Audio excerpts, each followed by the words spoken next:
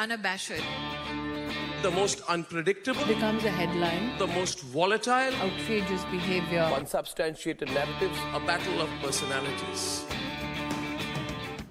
Welcome to Grand Tamasha. I'm your host, Milan Vaishnav of the Carnegie Endowment for International Peace. We're recording on May 6th, which is the polling date for Phase 5 of the general elections, when voters in 51 constituencies will cast their ballots. This week, we're going to do something a little bit different. In place of our usual news roundup, today I'm speaking with Max Rodenbeck and Alex Trevelli of the South Asia Bureau of The Economist. In this week's newspaper, which is out on newsstands now, The Economist issued a sharply worded editorial titled, "Under Narendra Modi, India's ruling party poses a threat to democracy." I'm pleased to have Max and Alex on the show to talk about this editorial and much, much more. Max and Alex, thanks for coming on the podcast. Great to be here. So I want to read a passage from the leader that I think will give our listeners a flavor of what it says. And I want to quote here. In his 5 years as Prime Minister, Mr. Modi has been neither as good for India as his cheerleaders foretold, nor as bad as his critics, including this newspaper, imagined. But today the risks still outweigh the rewards. Indians who are in the midst of voting in a fresh election would be better off with a different leader. Alex, let me ask you, tell us a little bit about how you see both the risks and the rewards of another 5 years of a Modi-led BJP government. Sure, Milan. To start with the risks, which of course we found to outweigh the rewards, I guess probably at the top of the list would be some of the nastier promises that the Prime Minister has made on the campaign trail this time around. A lot of them, especially to do with gratifying claims of Hindutva and aggravating identity politics around India. In particular, say the NRC, the National Register of Citizenship in the Northeast, and the possibility of applying that around the country, creating it with adding to it a sort of pincer move in the form of a citizenship amendment, which would have the effect of endangering the sense of security that Muslim citizens of India have to being counted as first-rate citizens of India. It's not spelled out always exactly that way, but it's something that both Modi and Amit Shah have come back to several times in the campaign trail, along with rescinding guarantees to partial autonomy that Kashmir has enjoyed. That sort of thing could become a very ugly new part of India during the second Modi term if these campaign trail promises are kept. The foreign policy has also been notably rash, we find, especially after the Pulwama bombing, and played often for domestic gain. And then, as far as rash maneuvers go, the case of demonetization is a good example of why we think that a very strong Modi government, one unhindered by the pressures posed by opposition parties, can lead this crew to doing some very bad things. Not only not the reforms that we wanted or that were promised in 2014, but some kind of uniquely odd bad decisions, again, to use demonetization as an example. Now, it must be said in fairness, there are certain things that we could look forward to, reasons for optimism, if it is a Modi-led NDA that forms the next government. It's obviously nice to have continuity in some of the top ministries.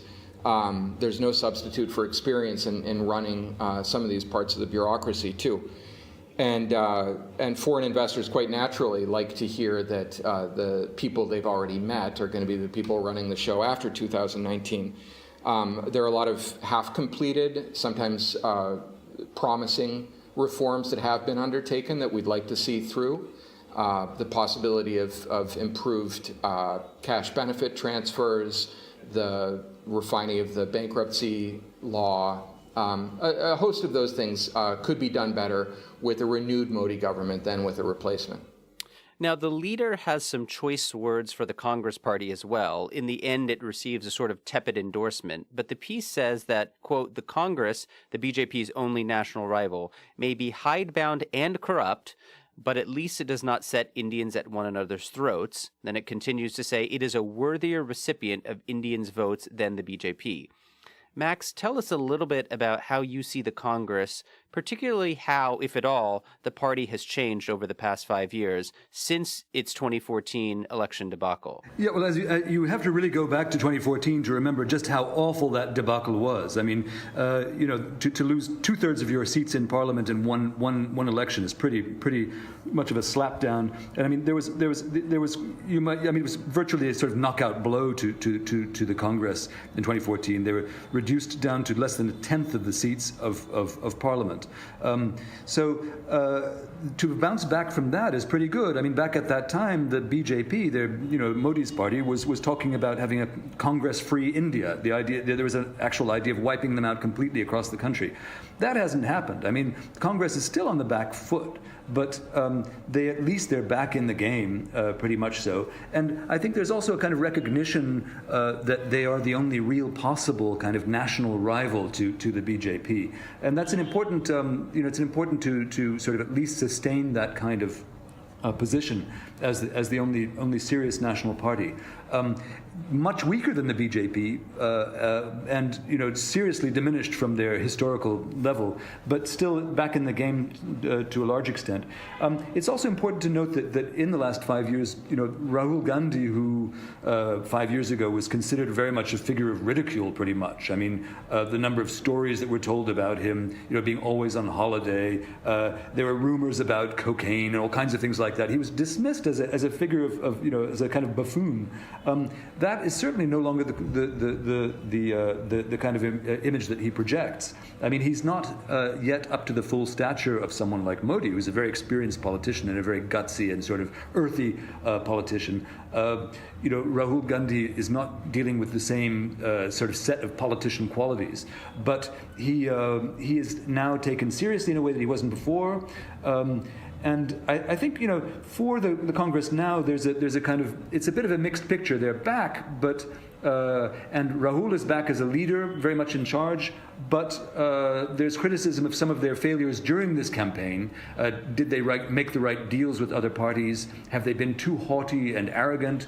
Or are they playing the game well? It's still, there are a lot of questions out there, and I think actually the one of the many things that the outcome, the result of this election will reveal is whether the Congress has lived up or not. And I mean, it's one of the great things about this election that remains a mystery, and we won't really know until the results come in. Now, many commentators have argued that if 2014 was India's kind of hope and change election, with talk about Achhe Din or good times for the Indian economy and clean governance and renewed investment, 2019 is fast becoming India's fear election. You're seeing all kinds of heated rhetoric about nationalism, the threat of terrorism, enemies abroad, enemies within. Max, how would you characterize the election campaign thus far? I mean, now that we're more than halfway done, if you had to sum it up for particularly some of our international listeners who maybe aren't following day to day, how would you characterize it for them? Well, I think your summation is pretty good, calling it a fear election. I think that's pretty good to begin with. It's been a pretty snappy and heated and ugly campaign, actually. And it's disturbed quite a lot of people, I think, in India. I mean, the sort of personal insults going back and forth, dissent to stirring up sectarian troubles, the compartmentalization of the electorate into sort of caste groups, ethnic groups, religious groups, etc. It's been a slightly distressing spectacle, I think, and not inspiring to a lot of people in India. But at the same time, it's an election that's gone mostly peacefully, which is a very good thing, and quite smoothly so far, actually, which is to its credit. In some ways, it's been a very one-sided election, simply because so many of the advantages are with Modi and the BJP. I mean, advantages in terms of having more of the press on their side, a lot more airtime, for example, but also just immensely more money to spend on the campaign, which makes a lot of difference. So at virtually every level, and more disciplined and larger numbers of troops on social media and so on. So there's a big advantage to one side, just in terms of money. I mean, we're talking about, sort of 80-90% of the money all going to one party, and all the rest of the many parties having to scrabble to pick up the rest. It's also one thing what's interesting and unusual about this campaign for India is it has a very sort of presidential quality to it. I think more than any time in the past. I mean, in many ways, it's an election about Modi. I mean, the people who are voting for Modi are not just voting for his party, but many of them are voting for Modi personally. They may not even like his party. They might prefer some of the other parties. Locally speaking, in local elections, they might vote for other parties, but nationally, they'll vote for Modi because they think he's a strong guy. It's the same. The reverse is also true. There are people who are voting against Modi, sort of tactically speaking, at the national level. And I think that sort of presidential style situation is unusual. The difference is also, the difference between this and a presidential election is that Modi doesn't really have a personality opposing him of the same kind of stature. So it's not against, he's not against another presidential style candidate, but it has this kind of presidential quality which is unusual for India. Now, if pre-election surveys can be believed, and that's a big if because we know quite often they've gotten it wrong, it seems that the most likely outcome of this election is a BJP-led coalition government that has Prime Minister Modi at the helm, but as part of a wider coalition rather than a single-party majority. And I'd like both of you to sort of reflect on what you think the advantages and disadvantages of this scenario would be. So a slightly weaker BJP, a Modi that's not quite as domineering, greater constraints, but some continuity in place. So, Alex, let me start with you. What do you think are the pros and cons of this kind of an outcome should we realize this on May 23rd?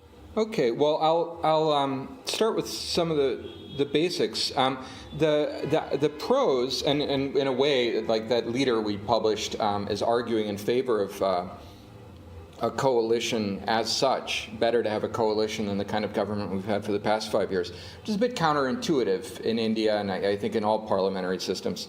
But our idea is that if in coalition, a Modi government, a next Modi government, will be forced to rein in some of its excesses. Some of, in particular, these nasty Hindutva possibilities I mentioned earlier would be a lot harder to make fly if a government depended on the support of parties that have simply no interest in seeing them through. And that might be a blessing for the BJP as well, if they can say, oh, we'd love to, give you the Ram Mandir, but Jagan Mohan Reddy's party from Andhra doesn't like it, or they can point the finger to any of their new coalition members and use that as a reason not to do some of the more extreme things that they've promised on the campaign trail. So that reining in of excesses would be a good thing, and then the sort of coalition partners that we're mentioning, for instance, this Jagan's party, or say it's Naveen Patnaik's from Odisha, or any of the parties. They tend to be coming from the south and the east, as it happens. They are good parties for tempering the worst impulses of a national government. And it would be nice to see them represented in Delhi in a way that they haven't been recently. Those are some of the advantages that occur to me. Well, Max, let me just ask you this, because it's something that comes up in a lot of conversations that we have here in Washington and in other international capitals, which is people worry that the reform momentum would be lost with a coalition government, that this idea of improving India's investment climate, making it more hospitable for foreign investment, pushing forward on, this backlog of reforms that often get talked about, whether it's factor market reforms or disinvestment, privatization, subsidy reform, that these would kind of fall by the wayside. Do you think that those things would be at risk if we were to see a larger coalition set up? Well, I think that's always a risk. I mean, it's actually a risk under the BJP government, to tell the truth, which has fallen away in the last couple of years very much from its reform agenda. And I think it's important to remember, sort of, if you look back in history, I mean, some of the worst governments in Indian history, or the biggest mistakes that Indian governments have been made by the strongest governments. I mean, if you look back to the emergency under Indira Gandhi, or some of the sort of tragic mistakes made when Rajiv Gandhi was in power in the 1980s with an absolute majority in the Lok Sabha. Many of the troubles that one is still dealing with today date from that period. And you could even say that another mistake was, for example, demonetization pushed through by the Modi government with no opposition because there was no opposition to be made to make the case. So I mean, I think it's not unreasonable to say that strong governments have not necessarily been great for India, and the reverse is also true, that many of the most important reforms that have been made in the last 30 years have been made by what looked to be rather weak coalition governments, where many people had to be accommodated, but at the same time, they because they were accommodating lots of people, they actually were more they were more representative in a way of India's wider public. So I think that that has to be taken into account. But I mean, in terms of how a government would function of any sort of coalition, the important thing is really going to be the numbers. Where are the numbers at the end of the vote? You need 272 seats to carry a majority, and a lot of what we're talking about will depend on where those numbers actually lie. If the BJP on its own is very close to a majority and just needs a few coalition partners, then there will be very few restraints on what Modi can do. If the BJP comes in with considerably fewer and really has to reach out to a lot of opposition figures, it may be the case that one of the demands will be that Modi himself has to go, and that's quite possible. So the numbers are crucial in any kind of discussion of this. All right, so I want to end this show like we do every week, asking both of you to nominate one story coming out of India that you think our listeners should be paying attention to, that maybe haven't hit their eyeballs yet. Max, what do you have for us this week? A story this week? Well, this week, one thing that was important diplomatically that happened was that finally, after 10 years of Indian effort to make it happen, the UN Security Council actually labeled Masood Azhar, the leader of the what's it called? The Jaish-e-Mohammed. Jaish-e-Mohammed in Pakistan as a global terrorist. India's been trying to get this done for a long time, but the reason I think it's an important story isn't so much that India's diplomacy succeeded in at last getting the Security Council to agree to label this guy, who's pretty straightforwardly a terrorist leader. He's now been labeled a global terrorist. It's why has it taken so long? That's the story that should be written. Why has it taken so long? Why is India counting this as a huge diplomatic success? I mean, a country of India's scale and ability and capacity should be, this should be small potatoes, diplomatically speaking. And I mean, this seems to show that India is really punching below weight, actually, I think. So I would say that that's a story that needs to be told, is why is India punching so far below its weight diplomatically? Alex, what do you have for our listeners this week? So I would like to see, not that there haven't been any stories about it, but I would like to see a story about the cyclone response in Odisha that really captured who was to thank and how they went about preparing the state in preparation for tropical cyclone Foni, such that the fatalities were kept to such a minimum. Some people, I'm thinking of Hari Kumar at the New York Times, have written about what a feat that was, but I'm contrasting it to the way things happened in, I think it was October of 1999, when the last giant cyclone hit Odisha. It was an enormous confusion. I think we left with an estimate that 10,000 people had died. If we're down to a dozen or dozens killed, then that means that the physical shape of the state and its disaster preparedness have just changed by several orders of magnitude. And I'm eager to learn, as no particular reporting has shown me yet, what the nuts and bolts of that improvement are down to. And it could also be a feather in the cap of Naveen Patnaik, who, of course, is on the ballot twice, in a sense, once for the parliamentary elections and once for the state assembly elections. Let me ask you guys, starting with you, Alex, who do you think had the best week in India this past week? Well, it's funny you should say, Milind, because I was going to nominate Naveen Patnaik, and for just the reason you said. The fact is, I don't know how much of the disaster preparedness that we're applauding is due to him, but he's been such a monumental presence in the state for the last 20 years and change that I'm sure it's some of it. It might also be things that have happened the central government level, in the civil services, or perhaps just natural economic changes, more pucka housing. But Naveen Patnaik has come out of this week looking very good, and he's collected some very direct praise from Narendra Modi. Of course, we're looking at Patnaik's party as a possible coalition partner for Modi's. And as his former protege, Jay Panda, has become the chief thorn in his side, I believe he faced Lok Sabha elections as a BJP candidate last week, it might be very satisfying for Naveen Patnaik to be able to collect the Prime Minister's support against this upstart on the heels of this disaster nearly averted. So I'd say it's been a very good week for Chief Minister Patnaik. All right, Max, who had the best week in India for you? I would say Rahul Gandhi, oddly enough, who really needs it badly because he hasn't been doing so well in this campaign. I think this week one of the things that boosted him was that Prime Minister Modi, who's been on this sort of in attack mode in a lot of his speeches, decided to go after Rajiv Gandhi, Rahul Gandhi's father, and label him as corrupt number one. And in fact, this seems to have had a pretty negative response from certainly in social media, widely in the press, and also from other opposition leaders.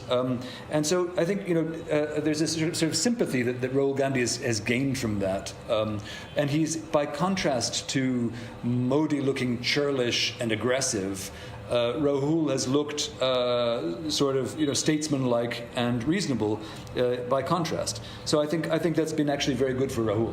And not just that he was calling him Bhrashtachari or corrupt number one, but he said he ended his life as corrupt number one, referring to Rajiv Gandhi's assassination by terrorists. That's really, I think, what dug his heels in and made it look like such a vicious insult.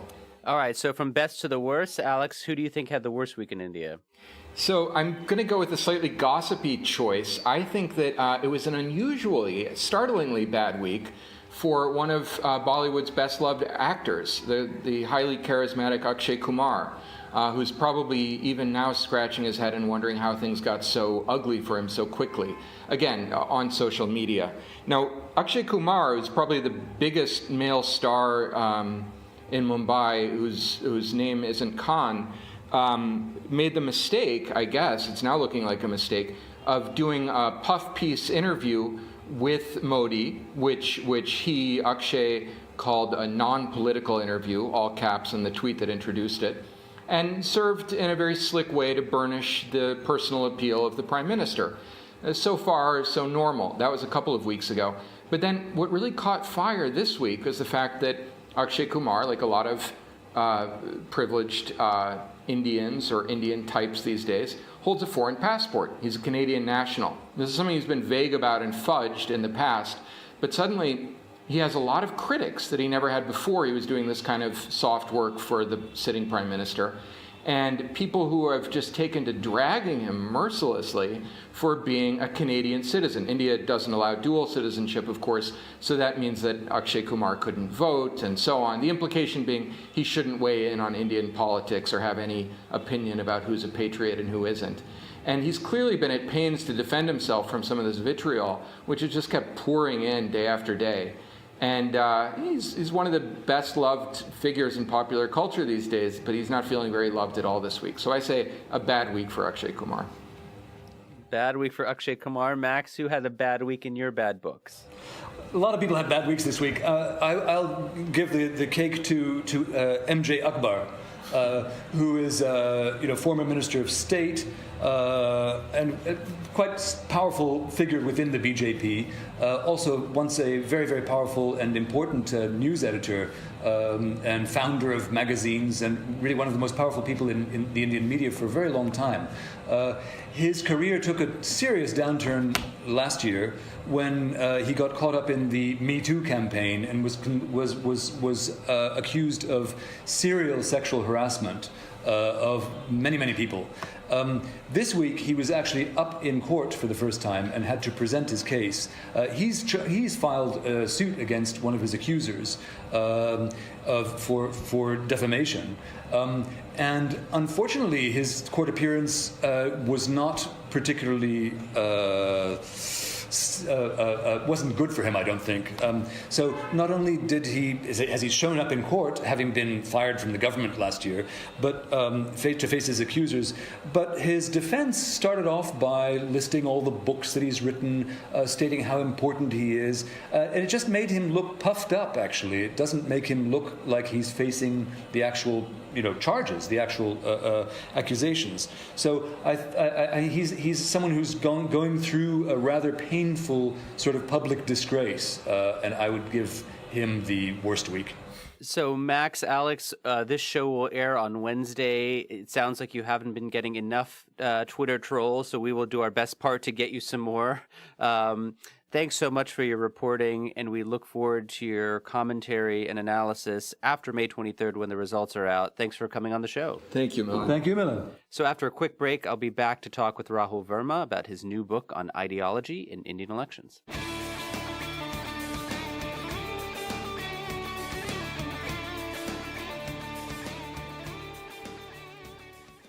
My guest on the show today is Rahul Verma. Rahul is a fellow at the Center for Policy Research in New Delhi and is finishing up his PhD at the University of California, Berkeley. He's also the co-author of a fascinating new book on Indian politics called Ideology and Identity, The Changing Party Systems of India. It's a terrific read that busts a lot of myths about how Indian politics works. And it also helps make sense of our current political moment. Rahul, thanks for coming on the show. Thank you so much. Thank you for having me. So, for 70 years, basically since India's independence, the idea that politics in India is ideology-free has become part of the conventional wisdom among analysts, journalists, scholars. In your new book, you systematically call out this received wisdom. So let's start from the very beginning. Why have we gotten it wrong for this long? So, I have twofold answer to this question. First, I think, and you would sort of agree with me on this, that the study of Indian politics for long has been sort of like non-empirical. And this is changing, but not just on the ideology question, but on many things, we have hypotheses, we have beliefs, but we don't have good evidence to back those hypotheses. So, for example, every analyst or journalist or scholar would sort of like talk that, politicians in India change their party labels without a tug in their heart.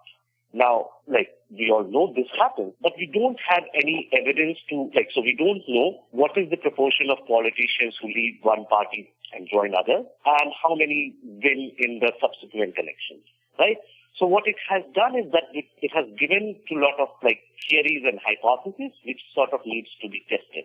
Second, and related to this, is the idea that because it has been the study of Indian politics, especially electoral politics, has remained non-empirical, we don't have a good framework or a theory of how Indians vote. And so what has happened is that because we think that politicians change political parties, voters change political parties, so there are no long-term issues that hold voter and party linkages.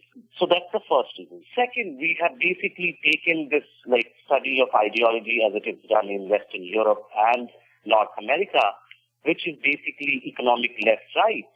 And people saw Indian politics and political parties in India do not necessarily distinguish themselves on economic left and right, and that's why we thought that Indian politics is non-ideological. So basically, we believe that Indian politics is non-ideological because we've sort of simplistically assumed that politics everywhere works on the same left-right spectrum that prevails in the United States.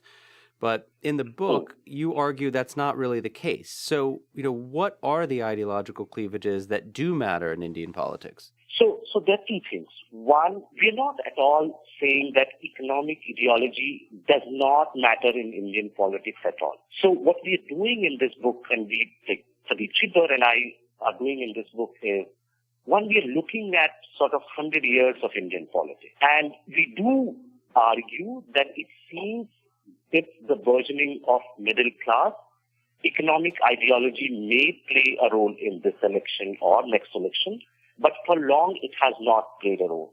And the reason that when we talk about economic left and right, we always think in terms of like market versus the state. And in that sense, if you look at like Indian politics, this market versus state distinction was not there for sure like 10 years ago. This may be coming up. We don't know. There are hints of data, hints of this thing happening in the data. But like if you look at long horizon of Indian politics, in the long terrain, this has not been one of the most distinguishing features. And we need to sort of like remember that the contest over ideas are born in historical moments. So economic left-right or church versus state cleavages in West Europe was born in a historical moment of Renaissance, Reformation, Industrial Revolution. Most countries of developing world were colonies. They became independent nation states overnight. So they didn't go through those historical experiences. They were undergoing a very different historical experience. And so what we do is basically we reread what India's founding fathers were sort of like, because there were only few women in the Constituent Assembly. So what basically our freedom fighters were talking about, debating about. So we read through the Constituent Assembly debates, we read through freedom movement documents, and we realized that there are certain things on which most of the debates were taking place. So one of those debates in a multi-ethnic country like India, which is not surprising, the debate was about how you are going to incorporate various groups into the body politic. So the biggest debates were happening on the quota, reservation, and those kind of things. Similarly, given like the independent India was a Hindu majority country, the second debate was happening, and the partition with Pakistan had just happened. So the second big debate around during the independence movement and in the aftermath was on whether the Indian state should have a majoritarian characteristic, meaning whether it should show Hindu characteristic. So that became the first ideological axis for us, which was about incorporating various groups into the body politic and what kind of characteristics the Indian state is going to have. And we call it as politics of recognition. The second ideological axis for us is what we call as politics of statism, which means what would be the role of the state in sort of transforming society by intervening in social norms or redistributing private property. So that becomes the second field. And if you look at the second, like the big debates that were happening was on Hindu Code Bill in 1940s and 50s. In 1880s, it was about the Age of Consent Bill. So there were people like Nehru and Ambedkar who wanted to use the levers of the state to remake the society and bring certain changes. But there were other people like Gandhi who would say that the state should not be intervening and making laws to change things. If there are like bad things happening in the society is going to reform itself. And so that becomes the second axis on which the ideological conflict sort of develops. So if we care about statism and we care about recognition, what combinations of these two factors define the BJP and which combination defines the Congress? Okay. So for long, like if you look at Indian party system, BJS, Bharatiya Janata Sangh, which was the predecessor of BJP, they basically started with a party which opposed politics of recognition. So they always talked about, and till now they always talk about one India, right? So they basically did not want a politics which is going to be based on group rights. They sort of favored individual rights in that sense. And Congress, especially like Nehru, basically started with group rights. So Congress favored recognition and was somewhat ambivalent on that position, but still favored recognition in comparison to BJP, BJP was opposed to politics of recognition. Similarly, BJP was opposed to politics of statism. They did not want intervention in social norms. Whereas Congress, again, like in the Nehruvian era, was sort of in the center. They favored more statism. But slowly, with Indira Gandhi, they moved like further on politics of statism. They favored more statism. So Indira Gandhi not only intervened in social norms by basically making dowry illegal or sati illegal, but she also sort of like took the mantle of the state and tried to intervene in economic relations as well by, say, bank nationalization, removing the fundamental right to property, so many of those things. I would say that the Communist parties and some of the socialist parties in the first and second party system would be sort of like more in favor of recognition and more in favor of statism. So, because the first big challenge to the Congress party came from the socialists and communists, Congress party, to respond to those challenges, moved further in favor of recognition and statism, which basically opened up the state for fragmented right wing to coalesce together in the second party system. So what you see is basically like fragmented right wing, smaller right wing parties coming together and forming like one big alliance under BJS.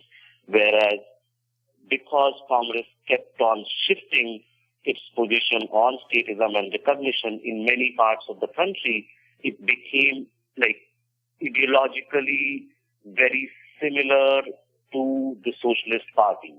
Statism and a little bit on the question of recognition, the politics has moved rightward or in favor of BJP in that sense. Or the middle has moved in favor of BJP. So, the former BJP minister Arun Shourie famously stated that the present BJP government of Narendra Modi is nothing more than, UPA or the Congress Alliance plus cow. Based on your own reading of things, is this too simplistic a caricature? So do I agree with that statement? I don't know what Arun Shourie means by cow, right? Like, so cow could be metaphorically used to say many things. So I would say that, like, I think that's a very simple caricature of what BJP and NDA's or Modi's politics is.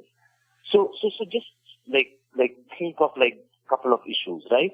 So if cow is a representation of majoritarian politics, which includes BJP's position on, say, national security or Pakistan, then perhaps yes.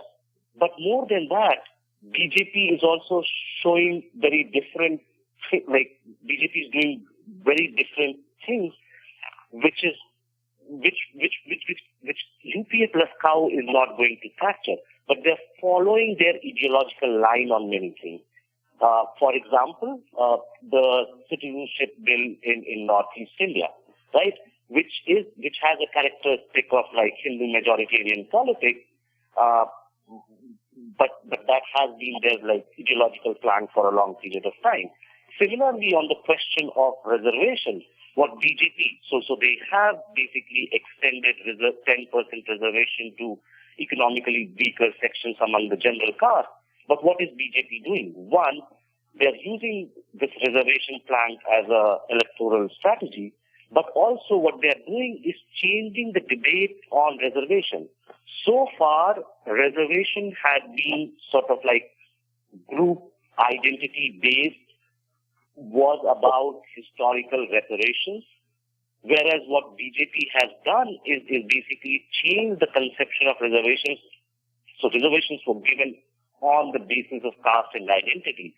And what it is doing is basically changing that debate from caste to class. So now economics becomes a criteria whether someone is going to get reservations or not. So in some senses, if you look a lot of the reservation movements that were taking place in India, the Jats, the Patidars, the Marathas and other places, it was very evident, and some journalists and even some social scientists wrote about it, that these groups are asking reservations in name of scrapping it. And very interesting statement by Hardik Patel, and it was quoted in, I think, Hindustan Times. The statement was, either make us the slave of this system or scrap it for everyone. So either no one gets it or even we should also get benefit of it. Similarly, on other questions, right, like BJP and Congress has a very different conception of welfare politics. They also have a very different conception of like development. So Congress would come up with a right-based approach of National Rural Employment Guarantee Scheme. BJP hasn't come anything very similar, right? BJP would rather talk about that if you can, why not give up your subsidies on gas cylinders? Similarly, like previous BJP government also under Vajpayee, they will talk about like one nation, connecting it through various things. So they talked about golden quadrilateral, east, west, north, south corridors. They talked about interlinking of rivers. This time Modi is talking about basically one nation, one pole. Whereas Congress practices a very different kind of like federalism. I'm not saying they're like in deeply in favor of federal politics, but BJP and Congress also differs on how they practice the politics of federalism. So I think like it would be a very simple caricature of like saying Modi government is just UPA plus cow. So in 2014, the BJP managed to create this sort of unique coalition of economic conservatives and social conservatives. And a lot of people have said this is similar to what the Republican Party has done in the United States to bring these two together. But you point to some emerging cracks in the BJP's coalition. So just looking forward, what are some of the risk factors that could upset this equilibrium or this coalition for the BJP? Okay, so there are two things.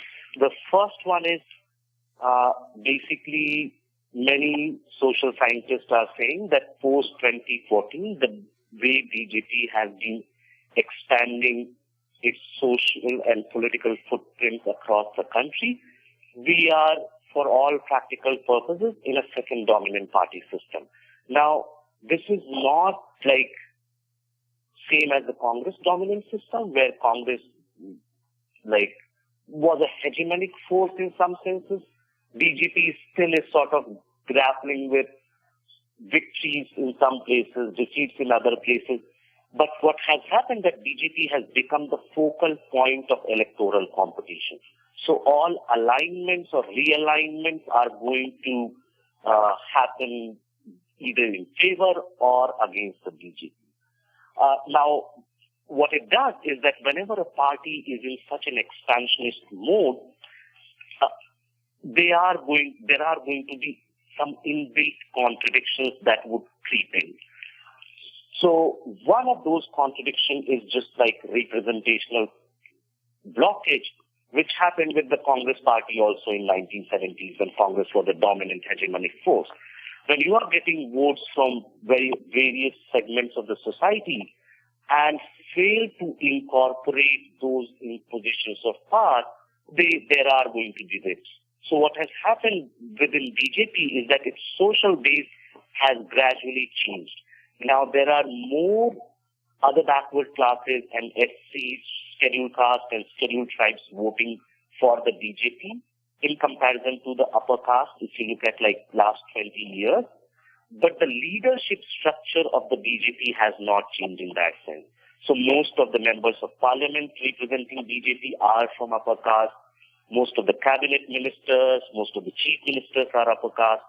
So in that sense, now there would be like a divide where the leadership is still held by the upper caste, but the social base has sort of democratized in that sense.